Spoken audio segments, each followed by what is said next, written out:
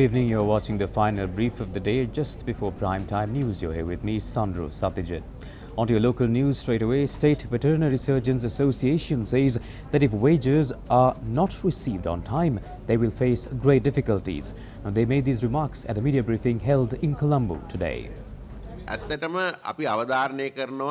government has taken the decision to not pay us our wages on time by the 25th of the month. We are in debt. We have built our houses on credit. We take our lives forward with great difficulty despite this economic crisis. With all this, if we do not get our salaries by the 25th of the month, all executive grade employees will call in with sick leave and protest from the 26th onwards in Colombo. If our wages are not paid by the 25th, we will resort to stringent action.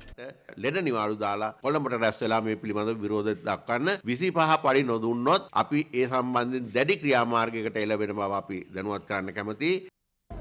In news overseas, riot police have used tear gas to disperse anti-government protesters in the Peruvian capital as demonstrations that have been gripping the country since early December show no signs of abating.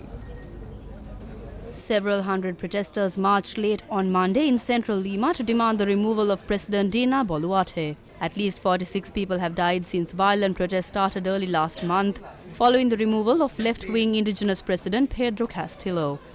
After a mass rally last week in Lima, another is planned for Tuesday by protesters demanding the resignation of Boluarte, despite authorities calling a state of emergency.